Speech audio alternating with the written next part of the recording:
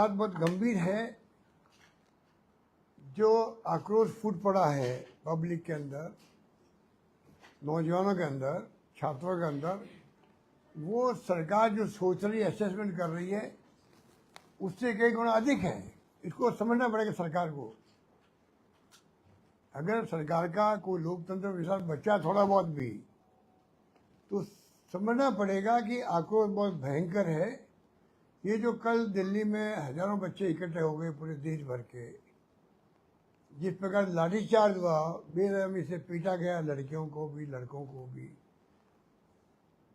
छोटे बच्चे भी, छोटे उम्र के भी थे, पर जिस प्रकार पुलिस ने नारदशाही तरीका अपना करके जो कुछ भी पिटाई का जो तरीका अपनाया,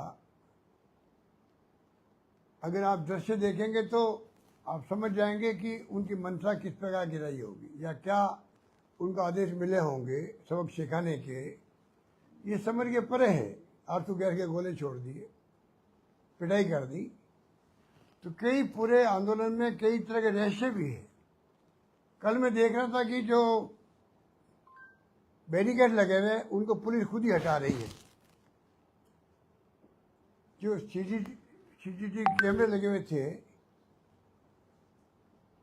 उनको हटाया जा रहा है। ये एक नया तरीका निकाला पुलिस ने कि हटाने का कारण क्या है। जब आंदोलन चल रहा है, बैरिकेडिंग तो और स्ट्रॉन्ग करते, स्ट्रेंथन करते, हटा क्यों गए? और जब सुनने को मिली कि स्पेस बनाने के लिए बैरिकेडिंग हटाए जा रहे हैं, इतिहास में मैंने पहली बार देखा इस प्रकार कोई जवाब मिलेगा। ये अभी तक रहस्य बना हुआ है, कुछ डिस्कशन में आ रहा है पॉइंट, पर समझ के परे कि किस प्रकार से स्पेस बनाने के लिए हटाए गए। जो प्रोटेस्ट करने वाले लोग हैं, जितने प्रदर्शनकारी, उनका मानना है कि ये जानबूझ के हटाए गए, जिससे कि हम जब आगे जो पुलिस का प्लान था या क्या था, वो तो पुलिस वाले जाने, पर जिस प्रकार का तरीका अपनाया गया लाठीचार्ज का, बदनाम करने के लिए आंदोलन को, या जो मार्च निकाला उसको, कि क्योंकि पार्लियामेंट तक पहुंच गए थे इसलिए हमने लाठीचार्ज कर दिया, आंसू गैस के गोले छोड़ दिए। ये जस्टिफाई करने के लिए तरीका हो सकता है। ये जो लोग फीडबैक दे रहे हैं उसमें यही फीडबैक आ रहा है। अगर इस प्रकार के हथकंडे अपनाए जाएंगे तो आप सोच सकते हो क्या होगा डेमोक्रेसी का। वैसे आक्रोश जो है वो जो फूट के सामने आया है, जो छात्र छात्राएं और युवा लोग जो कमेंट दे रहे हैं मीडिया के सामने, अनेकों कमेंट्स एक से मिलेंगे आपको, किस प्रकार के हालात देश में, लोकतंत्र नाम की चीज़ नहीं रही है, सुनवाई नहीं हो रही है, किन के पास जाके क्या शिकायत करें, कोई क्षेत्र में सुनवाई नहीं हो रही है, शिकायत भी नहीं हो पा रही, किसी शिकायत किससे करें। ये जो हालात बने पूरे कंट्री के अंदर, वो आक्रोश था। इसलिए पूरे मुल्क के राज्यों से, दूर दूर से, कई जगह तो माँ बाप की इच्छा के विरुद्ध में बच्चे आए और भाग लिया उन्होंने आंदोलन के अंदर। तो आज राहुल जी और खड़गे साहब और सब लोग बैठे हैं। अब जाके मंत्री कभी जाके बुला रहे हैं आंदोलनकारियों को, कभी जाके मिल रहे हैं। आज अचानक भेज दिया गया मंत्री जी को मिलने के लिए राहुल जी से। ये नौबत क्यों आई? ये तो सरकार को सोचना पड़ेगा। मेरा मानना है कि ये गुस्सा जो है, ये तो बहुत बड़ा इश्यू है छात्रों का, एग्जाम का, पेपर लीक का। तो बाकी जो बेरोजगारी देश में फैली है, महंगाई की स्थिति अलग है, और जिस प्रकार से एजेंसियों पे कब्जा हो गया है, जुडिशरी दबाव के अंदर है, इलेक्शन कमीशन का पता नहीं वो क्या करेगा आने वाले वक्त के अंदर। निष्पक्ष चुनाव कभी हो पाएंगे नहीं हो पाएंगे। अभी से वोट चोरी होने लग गई है। एसआईआर के नाम से वोट, लाखों वोट वंचित हो रहे हैं वोट देने से। उनको कहा जा रहा है कि कोई बात नहीं, अगली बार वोट देना आप तो। ये जो नौबत आ रही देश में,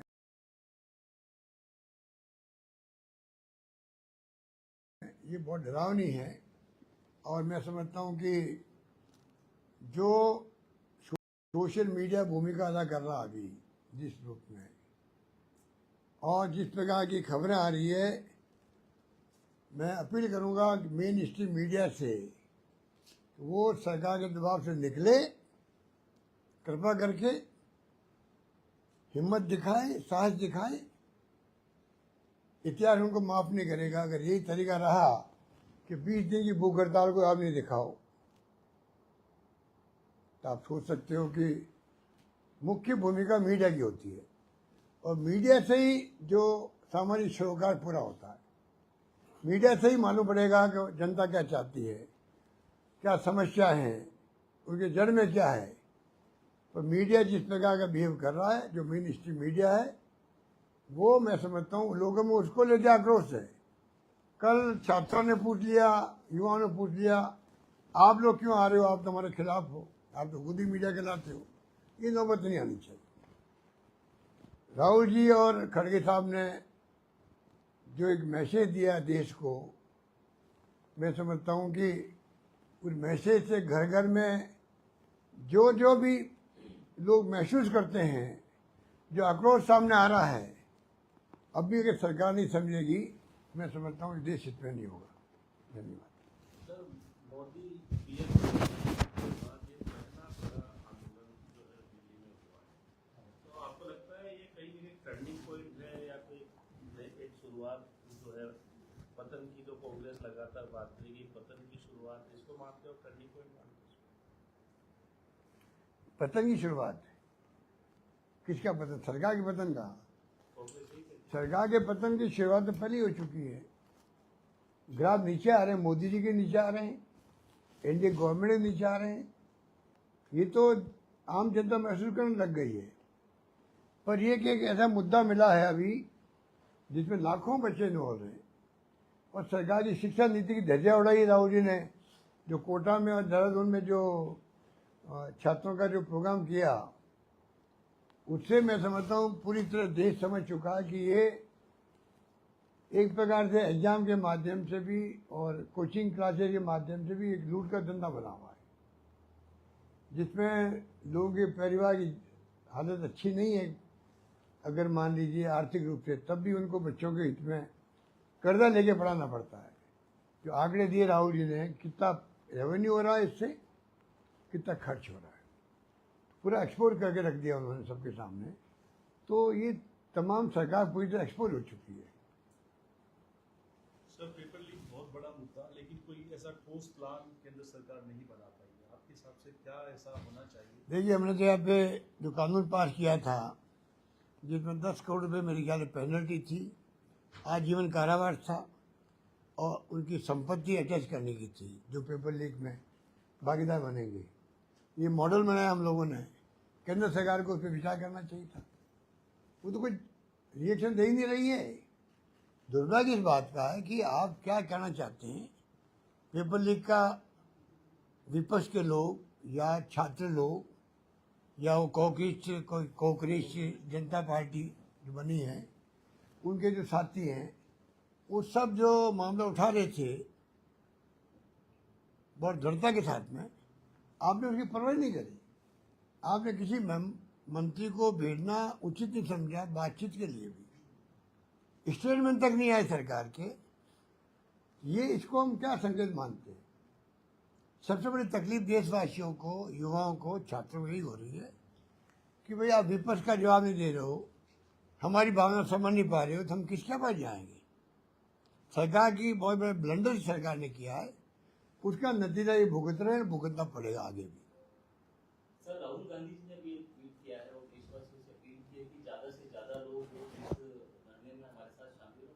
तो क्या ऐसा देखा जाएगा कि राजस्थान से भी आप लोग जाएंगे और बड़ी तादाद में शामिल होंगे, और कब तक आपको लग रहा है कि धरना चलेगा? ये तो आप राहुल जी से पूछो कि राहुल जी कब तक धरना चलाने की बात मुझे कैसे मालूम? जयपुर में प्रदेश के भी नेता, पर उनकी भावना समझो, देशवासियों का आह्वान क्यों कर रहे हैं वो? ये तो एक मैसेज होता है देशवासियों को कि हम यहाँ बैठे हुए हैं, कोई जरूरी नहीं सब फिजिकल तरीके से जाए वहाँ पर। उनकी भावना है, उनका आक्रोश है। जैसे कल देखा होगा आपने मुल्क में अनेकों जगह है, नागपुर में, बॉम्बे में, जयपुर में, जगह जगह पर लोग धरने दिए बैठे हैं। वो तो कॉकरोच के पार्टी के लोग नहीं थे, पर जो मुद्दा है, जो राहुल गांधी ने मुद्दा बनाया शुरू में ही इसको, उस मुद्दे को सपोर्ट सब कर रहे हैं। मैं बीजेपी के लोगों नहीं कह पा रहा हूँ, आरएसएस के लोगों को। हो सकता है कईयों के परिवार जो आरएसएस या बीजेपी के हों, उनके परिवार के बच्चे भी आए हों वहाँ पर, जैसा कि सुनने में आ रहा है। मुद्दा ऐसा था, उस मुद्दे में अपने माता पिता की परवाह नहीं करा बच्चा। वो कहता है मेरा खुद का भविष्य क्या है, मैं मेरे खुद के भविष्य को बचाने के लिए जाना चाहता हूँ, और वो गए वहाँ पर। तो ये स्थिति, ये मुद्दा पॉलिटिकल पार्टियों से हटके मुद्दा है, और राहुल गांधी ने सही समय पर उठाया मुद्दे को। अगर सरकार उस वक्त समझ जाती तो ये नौबत नहीं आती। जब कांग्रेस की सरकार के अंदर हुआ करती थी, तब भी लगातार विपक्ष किसी न किसी मंत्री पर टारगेट करके इस्तीफे की मांग करते थे। तो कई बार ऐसा हुआ है कि कांग्रेस सरकार में इस्तीफा हुआ है, लेकिन अभी जो मांग है मंत्री की इस्तीफे की, लेकिन उस पर कोई प्रतिक्रिया नहीं है। तो आप देख रहे हो उनका तरीका। राजनाथ सिंह जी ने कहा एक बार, एनडीए गवर्नमेंट की पॉलिसी नहीं है इस्तीफा करवाने की मंत्रियों से। ये जवाब लोकतंत्र में उचित है क्या? और कोई राजनाथ सिंह जैसे आदमी ने कहा कि हमारी पॉलिसी नहीं है कि हम इस्तीफा लेना किसी से। धर्मेंद्र प्रधान का इस्तीफा कैसे लेते? और कैसे? अभी तक तो कुछ संकेत दिया नहीं उन्होंने। कल संकेत आ रहे थे, लगता था कुछ फैसला करेंगे, पर हरधर्मिता की तो हद है इस सरकार में। जनता भी समझ चुकी है कि ऐसी एरोगेंट सरकार कभी देखी नहीं हमने। और जिस प्रकार का बिहेव किया जा रहा है, कल जो लाठीचार्ज किया है, भगाया बच्चों को और आंसू गैस छोड़े हैं, उससे तो और ज़्यादा लोगों में आक्रोश पैदा हुआ है। आज कई लोग पहुंचे वहाँ पर, कल तक वो नहीं आए थे। कल की लाठीचार्ज को, कल के आंसू गैस को जिस बेरहमी से पीटा गया, मैंने खुद ने कमेंट सुना सुबह से ही। उन्होंने कहा हम कल तक नहीं आए थे, कल की घटनाओं को लेकर जो हमारे मन में आक्रोश पैदा हुआ, इसलिए हम आए हैं। ये विपक्ष में जो लोग हैं लगातार बड़ी शालीनता से कह रहे हैं, राहुल जी ने बराबर ढंग से कहा कि भाई लाखों बच्चों का सवाल है। 24 में पेपर लीक हो गए, 25 में हो गए, 26 में हो गए। ये बार बार तमाशे कैसे लगा रहे? 150 पेपर लीक हो गए 10 साल के अंदर। आप सोच लीजिए कि कितने लाखों बच्चों को जो है उनका फ्यूचर का क्या होगा। ये बातें आ रही सामने। सरकार का कोई एक होता है लोकतंत्र में एक शालीनता जवाब देने की, विपक्ष को साथ लेने की, विपक्ष से बात करने की, कि भाई कुछ प्रॉब्लम ऐसी होती है जो मिलके हम हल कर सकते हैं। वो अप्रोच तो मोदी जब से आए हैं तब रखी नहीं है। अब देखिए हो पार्लियामेंट में क्या हो रहा है। जो बिल पास करना चाहते हैं ये परिसीमन का, बार बार राहुल गांधी जी खड़गे साहब कहते रह गए कि भाई चुनाव चल रहे हैं तमिलनाडु में और बंगाल के अंदर, चुनाव के बाद रख लीजिए। आप एमपी को आना पड़ेगा चुनाव छोड़ करके, नहीं परवाह करिए। उन्होंने कहा कि आप ऑल पार्टी मीटिंग बुला लीजिए, तो मिनिमम होता है। इतना बड़ा फैसला हो रहा है जहाँ महिलाओं आरक्षण की बात थी, सीटें बढ़ाने की बात थी, और बात थी परिसीमन की। तीनों पॉइंट इंपॉर्टेंट है। एक देश एक चुनाव की बात भी चल रही है। तो क्या विपक्ष को साथ लेकर नहीं चलना चाहिए? आप किस घमंड में और अहम में चल रहे हो? आप कम से कम ऑल पार्टी मीटिंग की बात तो मान लेते। क्योंकि कई सुझाव आपको पसंद आते नहीं आता, आपके ऊपर है, सरकार आप चला रहे हो। पर जिस प्रकार का रवैया अपनाया इन सरकार ने एरोगेंसी का, ये तमाम कारण मिलके ही ये माहौल बना है देश के अंदर। ये जो माहौल बना है बहुत भयंकर आक्रोश का, उसके पीछे डेमोक्रेसी खतरे में है, हर धर्मिता सरकार की है, महंगाई है, बेरोजगारी है, चुनाव चोरी हो रहे हैं, तोड़फोड़ हो रही है चुनाव में। क्या सरकारों में तोड़फोड़ होती है, जो इन्होंने करके दिखा दिया। हम तो बच गए किसी ढंग से राजस्थान वाले। पर जिस प्रकार से अब जो है एमएलए को तोड़ रहे हैं, एमपी को तोड़ रहे हैं कि हमारी हमारी मेजोरिटी कैसे बने हाउस के अंदर, हम बिल पास करवा दें। अब बताइए 28 में से 20 एमपी तोड़ लिए बंगाल के, 80 में से 60 एमएलए तोड़ लिए, 6 एमपी टूट के शिवसेना के, 6 टूट के आप पार्टी के। तो क्या हो रहा देश के अंदर? ये डेमोक्रेसी की हत्या नहीं है क्या? ये तमाम बातें सरकार के जो फैसले उसे ताल्लुक रखती है। जो आक्रोश पैदा हुआ देश के अंदर, ये आक्रोश बहुत भयंकर आक्रोश है। उसकी आग किस जंग की लगी हुई है, सरकार को एहसास अभी तक नहीं हो रहा है। और मैं फिर कहना चाहूँगा कि ये स्थिति देश की दिशा में जाएगा किसी को नहीं मालूम है। अगर डेमोक्रेसी नहीं रहेगी तो हम क्या सोचेंगे, इसके बारे में क्या सोचेंगे? इलेक्शन कमीशन भी इनका अगर सरकार के एजेंट बन जाएगा तो क्या चुनाव निष्पक्ष होंगे? चुनाव निष्पक्ष होंगे ही नहीं। एक पार्टी चुनाव जीतती जाएगी बार बार, तो डेमोक्रेसी कहाँ है? तो चाइना की तरफ जाएंगे हम। तो फिर स्थिति बहुत गंभीर है। ये भी नौजवानों को मैं समझता हूँ समझ निकाल सकता है। नहीं सर, लेकिन सोनम वांगचुक ने तो धर्मेंद्र प्रधान के इस्तीफे की मांग को छोड़ दिया अभी। तो क्या आपको लगता है ये सरकार की जीत है?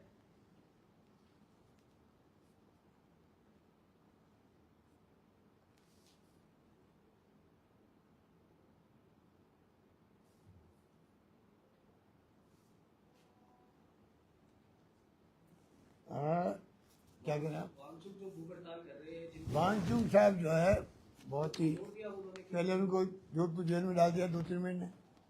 अब वो धरना समर्थन बैठी थी बीजेपी के, इस्तीफे की मांग छोड़ दी उन्होंने। बीजेपी के। उन्होंने इस्तीफे की मांग छोड़ दी कि धर्मेंद्र प्रधान का जो इस्तीफे जिसको लेके आंदोलन शुरू हुआ वो तो छोड़ दी उन्होंने। 3 मांगे देखिए लेकिन कल जो गेम खेला गया है ना, आप जो कह रहे हो मैं समझ रहा हूँ बात को। कल जो गेम खेला गया होगा सरकार की तरफ से, मेरा अंदाजा है उसमें सब कंफ्यूजन पैदा करने का गेम था वो। भाई कोई ना, उन्होंने मांग नहीं छोड़ी कोई भी। उनके एक्स अकाउंट से शेयर किया है जो 3 नहीं मांगे हैं, उसमें ये नहीं है। मैंने कह दिया ना आपको, कल जो गेम खेला गया, गेम खेलने के तरीके होते हैं, उसमें तरीका ये भी अपनाया गया कि कंफ्यूजन पैदा कर दो तो मांग छोड़ दी गई है।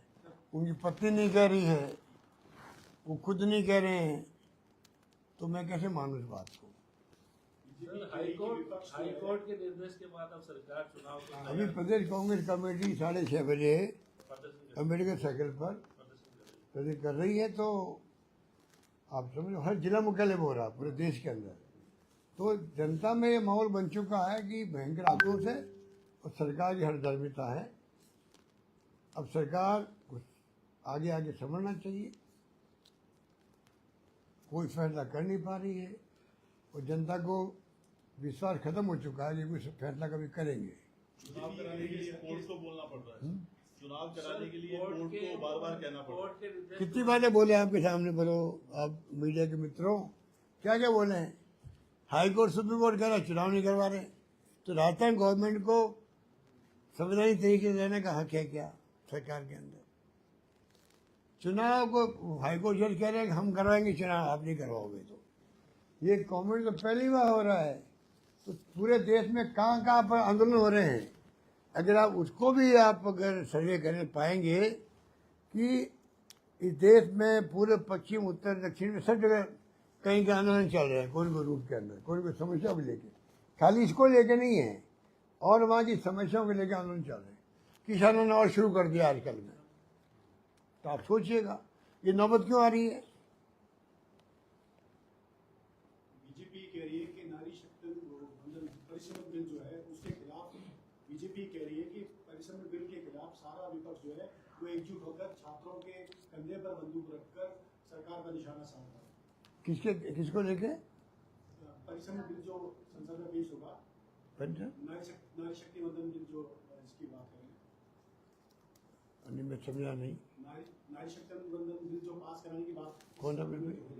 महिला आरक्षण उसको पास करवाने से रोकने के लिए विपक्ष एकजुट होकर छात्रों पर, यूथ पर उनकी बंदूक रखा है। ऐसी बातें कोई मूर्ख आदमी कह सकता है।